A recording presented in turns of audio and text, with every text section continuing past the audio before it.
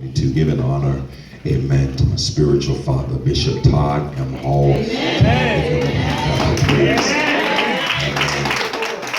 And truly, we could do better than that. Truly, thank God for him, all that he does. Amen. A real, true man of God. We had a long conversation on last night. He and I, we were just talking. And he was just imparting. Let me tell you something. It's good to have a father that you can sit under and he pour it to you. Amen. Amen. What am I saying?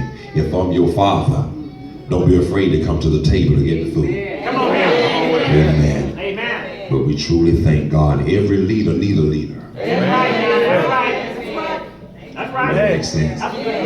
Everybody needs to be covered. He gave me an analogy. He was talking to me. He was sharing something that really blew my mind. He says that his bishop took him to the grocery store. And he took him, told him that they was fixing to go grocery shopping. And they went to the grocery store. He told him, he says, go over there and I want you to get me a chicken. Go get me a chicken. He went and got the chicken. And he says, I want you to get the chicken. I want you to throw it on this floor. And he says, huh? Throw it on the floor. He said, yes, son, throw it on the floor. He got the chicken and he threw it on the floor. He says, now, tell me, can you still eat that chicken? He said, well, it's on the floor. He said, no, can you still eat the chicken? I'm still paraphrasing, but I shared it that way that he said it. And he says, well, I want to let you know that the chicken can still be ate because it's covered. My Lord, my God, my Lord. Come on now. And now when you look at the chicken, it got the plastic. The plastic is the cover. That's right. And he said, not only do you see that the chicken is still covered, but if you look at it, you see it's covered by the blood. That the blood is still in it. Simply said, and watch this. He said, now, you like that? He said, yes, sir. And he says, have you ever really thought about why they don't have the chickens and the eggs in the same place? Whoa. Come on, Bishop. Have you ever noticed that? That's something to ponder right now. Why they don't have the chickens and the eggs in the same place? Come on. I'm gonna let y'all pray on that for a little bit. Amen. Genesis chapter number 22. Y'all get with me on that. Amen. Y'all get with me. Genesis chapter number 22. Amen. Amen. The eggs, watch this. The reason they're not in the same place is because, watch this, the eggs is in a different place because they didn't take the time for someone to sit on them. To develop them or somebody. So when you're not developed, you by yourself. But when you get up under a leader and the leader have the time to sit on you, come on somebody.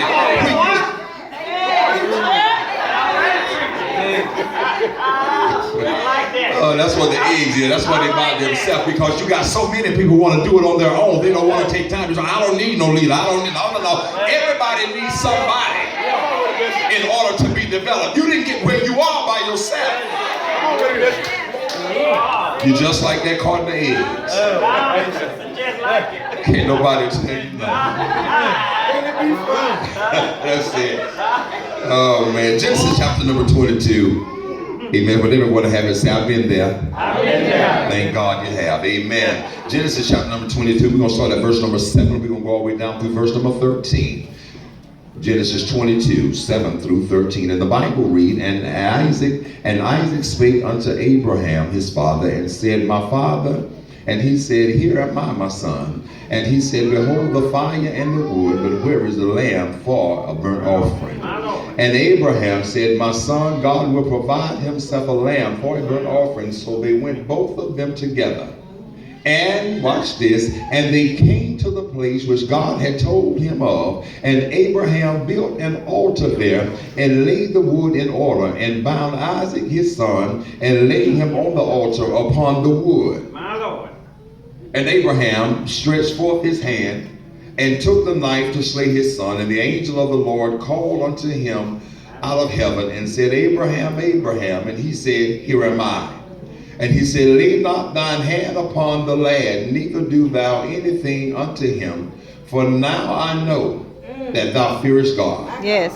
Seeing thou hast not withheld thy son, thy only son, from me. And Abraham lifted up his eyes and looked, and behold, behind him a ram caught in a thicket by his horns.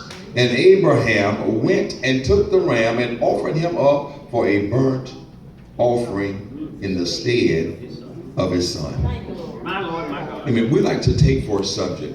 We like to take for a thought. I don't know how he's going to do it, but he will provide. Amen. I don't know how he's going to do it, but he will provide. You may be seated. I don't know how he's going to do it, but he will provide. Amen. On this journey of life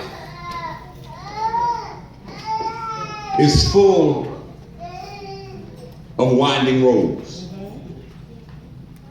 On this journey of life, it never flows the way that you want it to flow. It's always going to have some crooks and turns, hills, valleys, some bumps in it, but it's all to make you who God has called you to be. Come on now.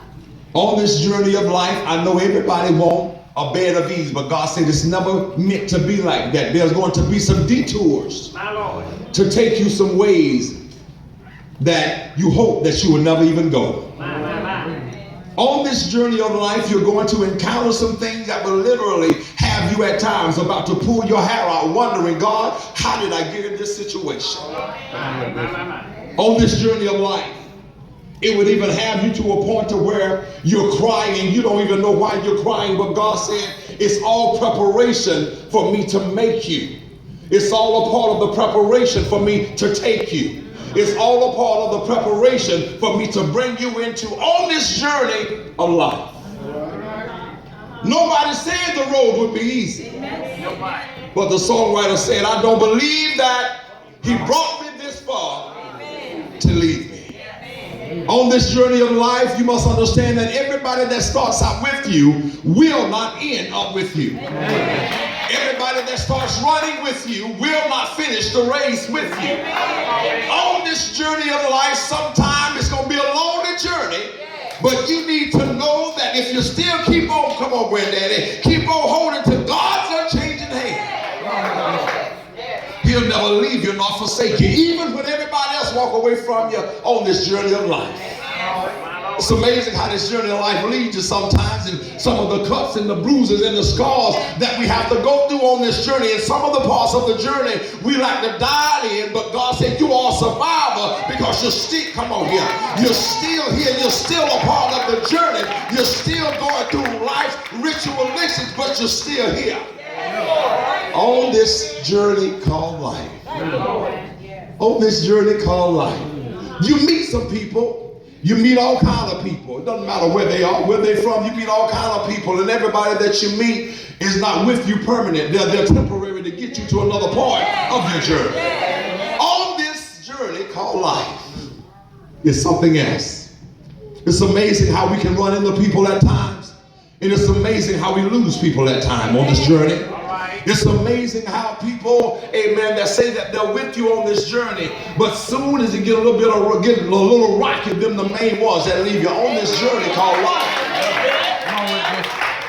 It's something how life leads you in ways, Daquan, that will have you, amen, to just still away by yourself, to get by yourself just so you can get an understanding of who God really is. On this thing. It's amazing how we truly come into the knowing of who God really is. A lot of time we think that we can come into the knowing of God, of who he really is by being amongst the crowd, but God said, no, in order to get to know who I am, I got to get you by yourself. I have to sometimes get you or put you on this island called Patmos so you can learn who I really am to you. You can never have a real relationship until you first spent some intimate time with him. On this journey called life, or on this life called journey, or on this journey, whatever it may be, you're going to go through some things. But always know that it's part of your preparation for what's to come. And one thing that I love about God, I'm just talking, and one thing that I love about God is God will never allow you to go through this process when I give you a present in the end. God will never allow you to go through a process without rewarding you in the end if you can just faint not. I must intervene my own self. I must interject that while you're on this journey, David, while you're on this journey, you can't have everybody in your ear because everybody don't want you to finish the journey anyway. Everybody wants you to throw the towel in anyway because they done gave up. They want you to give up. But you need to tell the devil, out of all the hell I've been through, you think I'm going to go back to where he done brought? No. Tell somebody I'm going to keep on going until my name changed. Things has got to happen. Come on, tell your neighbor, it ain't gonna be like this always. It ain't gonna be like this always. You may not have the money that you want now, but keep on the journey. You gonna come into it. Come on, somebody. You might be sick in your body right now, but keep on the journey. But if you can keep trusting God, amen, faith is on the journey. Everything you're dealing with, you'll come through it. My Lord, my God. It's part of your preparation. Nobody likes to be prepared. Nobody likes to have to be prepared for anything. We always want it just like we want it. But isn't it amazing that when God is preparing you, God has to sometimes strip you? Isn't it amazing that when God is preparing you, you must understand sometimes God said, I got to snatch some of the natural things away from you in order to get your attention so that you can focus on who I am in your life. So on this journey, on this thing called life that we're living, life is not meant to be. See, a lot of times we think that life is going to be so easy. We think that everything in life is going to be handed down to us. So we think that everything in life, amen, that it's going to be, we can just walk into it, it's going to be. No. You can never appreciate anything if you ain't went through nothing to get it. You would never really appreciate the thing that God has for you if you had never went through something to get it. Is there anybody in here? Can you just talk to me for a minute? Is there anybody here that can be real with me? Amen. You know some of the stuff that you got right now. Amen. You had to sweat. You had to work long hours. You had to go through some stuff. And people look at you and say, why you act like that? Baby, you don't know the time I had to work from sun up to sundown just to get what I got now. So that's why I'm thankful for the journey. While you was telling me I need to get some rest, come on the inside of me, tell me I know I can. You better keep going. Why? The race ain't given to the swift, nor the battle to the strong, but to him. Do I got any real survivors up in here this morning that truly know exactly what I'm talking about? You know why your life has been. I just want to try to break up the atmosphere for a minute. Do I got any real survivors up here that can be real with yourself and say, you know, I had some heartaches and I had some pain. I had some sunshine and I had some rain. But through it all,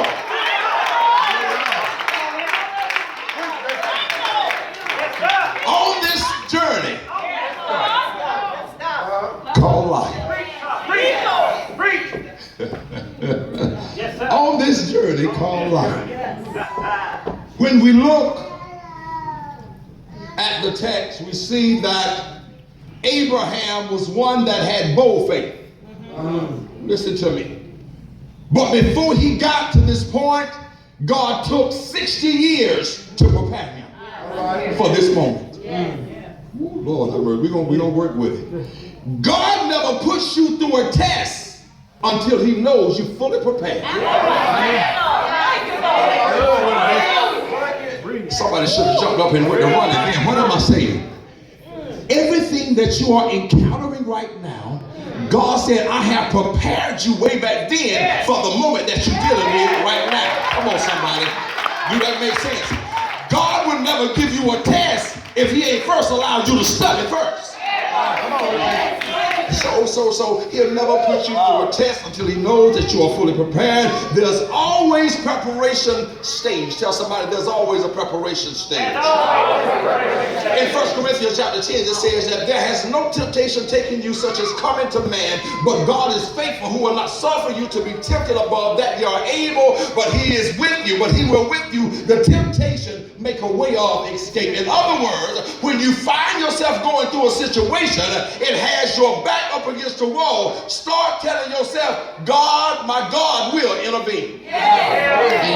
When you find yourself between a rock and a hard spot, instead of complaining, you need to tell God, my God, start speaking. I don't know when God gonna do it, but I know He gonna show up. Because it's a preparation stage. And when you are, thank you, God, I feel you now. So, and when you are being prepared, you must understand that God will never leave you, but it never means He's gonna show up all the time. All right. During a preparation stage, you must understand that before you can get up and perform, before God allows you to get up before, watch this, the audience, you got to prepare for the part. God said you have to prepare for the part to make sure that you got your part down pat. God said, I love you so much that I'm not going to allow you to get out there and let the devil make a fool out of you. That's why I'm preparing. Tell somebody it's a preparation stage. It's a preparation stage. It's a preparation stage. You got to start telling yourself, regardless of where I am, I feel somebody up in here, regardless of where I am, God is about to intervene. I don't know where I am. I don't know what I'm dealing with. As a matter of fact, I don't even know how I'm going through it. But tell somebody, my God is about to show up. And whenever God shows up, He's going to show out.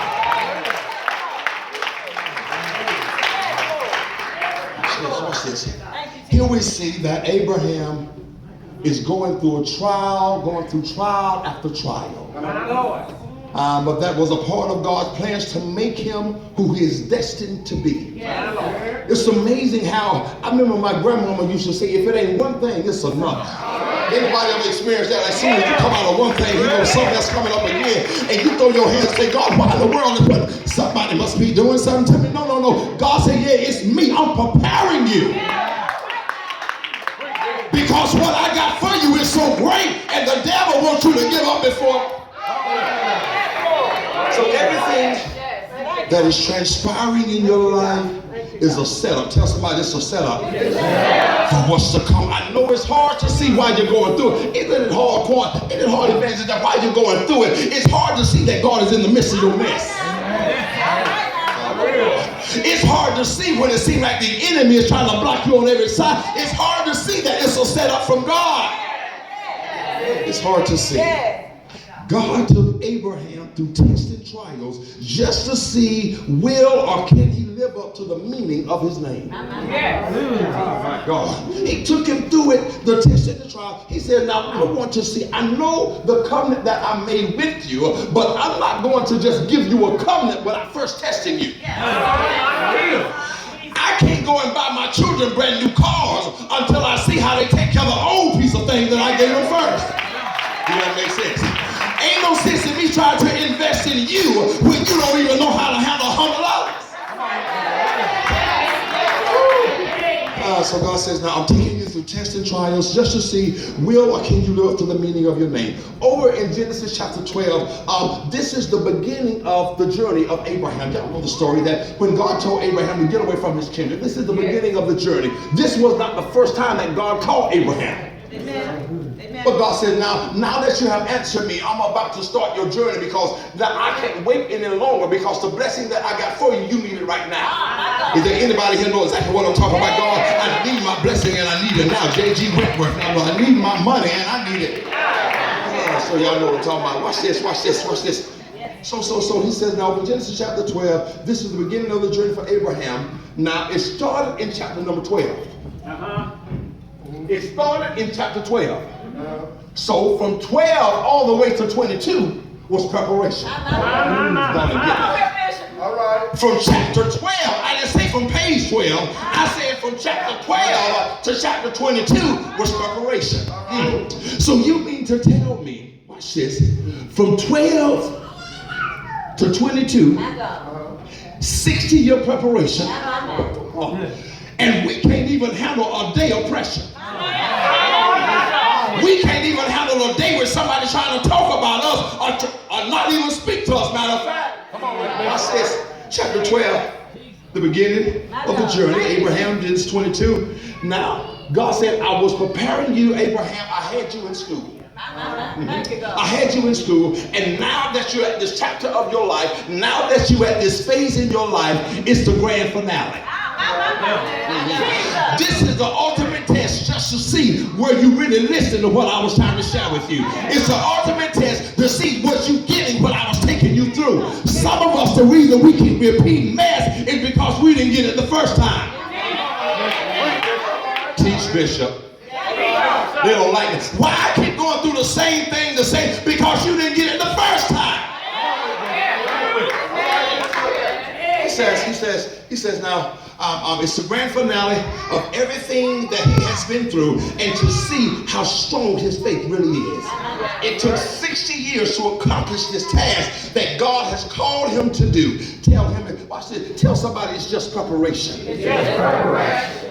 When you're in school, when you're in school, the teachers always give you assignments before you get ready to take a test. Right. And what they do, they showing you how the problem works. They write it all out just to see what are you going. Are you taking in everything that they're saying? Because they give you the work to see how you're doing. They write it down so you can write it down and put it in memorization. But when it comes time for testing, Come on. Yes. when it comes time for testing, the teacher is no longer talking. Now it's up to you to see. Oh my God. The teacher is no longer talking because they talk all the way up prior to the test. So now it's your time to let the devil know I got this. Y'all didn't even catch that. It's your time to let you know what? I've been studying, I got this. So what am I saying? The reason God ain't talking right now because God said you're taking a test and I'm not going to mess with you. I got you covered. I wish I had about 6 people that can get with me. The reason God ain't speaking to you right now is because God said, I'm waiting back. I'm just standing back to see how you're going to go through everything that I'm throwing on you. He says now, everything that you are going through, everything that you are going through is being used to conform you to the image of Christ. When you look up the word conform means to make similar in form, nature, or character. Means to look like the one that's taking you through. It's to look like, see that, now everybody say, hold your hand, look at yourself, Wish you had a mirror so you look in the mirror. In reality, you don't look like what you've been through. Because the enemy trying to take you through some stuff. You know you should have been messed up for a long time ago. But tell somebody the reason I look like I look, because I'm being conformed to my Father. I look like He preserving me.